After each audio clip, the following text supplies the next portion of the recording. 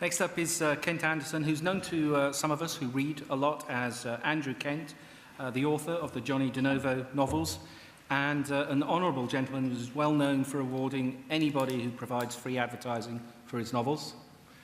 Kent's here to tell us, with a nice Orwellian introduction, about Social Site. Great. Thanks, Terry. So I'm here to talk about something nobody's talked about today, but something we've been talking about all day, which is the most social element that we have, which is our reference lists.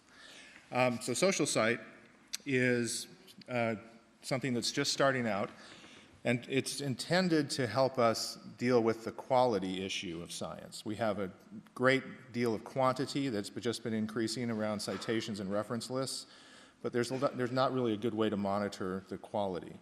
Citations present an untapped potential. They point to evidence and bolster arguments. They have great rhetorical power, and they represent an intellectual footprint left by the authors, but we don't do much with them. Quality is barely assessed in most workflows. Does the citation exist is one question that's often asked, but never does the context of the citation match the conclusions of the cited work. Is the cited work itself of high quality? Is the citation itself an act of criticism of the cited work? Citations are part of the normal workflow of most scientists. They evaluate references all the time, but they don't have any avenue for expressing this. They have a lack of a vocabulary, they have a lack of a tool, and we now have network tools that can bring their expertise to bear. Social Site works with 2 clicks. By clicking on whether it's an appropriate citation and whether it points to strong evidence, we start to get a lot of data. And you do this on a networked level, you start to get a lot of indications about the quality of the science, whether it's appropriate, whether it's high quality. We also have added a third element. We're still messing around with some of the names here, but you could also add more. Does this critique the cited work? Does it cite evidence? Does it cite assertions? Does it cite authority? This started in 2009 when I came across a paper in the BMJ that dealt with citation distortions and used social networking tools to show how these citation distortions create unfounded authority in the literature. And they were doing it in very important fields. The researcher modeled what a citation network might look like if it had a corrective element in it. On the left, you see the current citation network. On the right, you see a corrected citation network. And the hubs of authority actually go back to better evidence.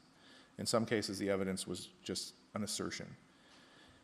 From this, we hope to infer journal practices. Does the journal cite higher quality information than average? Are the citations more appropriate than average? Does the journal contain more critical citations than average? Does it contain more citations to review articles than average, and so forth? And also author practices. Does the author typically cite high quality information? Does the author cite appropriately? Does the author produce more critical citations? And are the author's articles themselves viewed as high quality citable sources? The site is up currently. We're building it.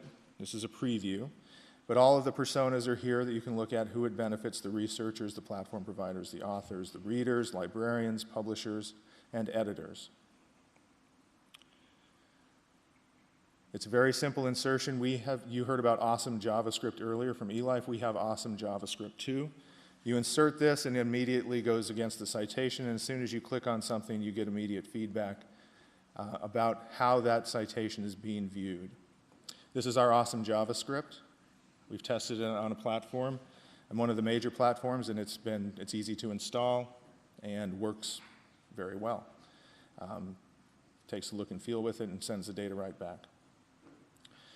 One part of the vision is to create an editorial tool down the road once we have enough data, so that you could actually pre-flight a manuscript and say, oh, here's a citation that's been used in a misdirecting manner, or here's a citation that's consistently rated as low quality. You might want to pay extra editorial attention to this. Or here's an author whose works are usually criticized. You may want to know that. Or here's an author who distorts citations routinely. You may want to know that and pay extra editorial attention to this paper. We hope to do the converse too. Here's a great author. We tested it this summer. Testing it with researchers and editors showed that citations are part of their normal workflow. We don't really need to incentivize usage, but what we want to do to incentivize usage and also to reduce gaming is to create a dashboard for every user. We already have that in development. We just need data to populate it.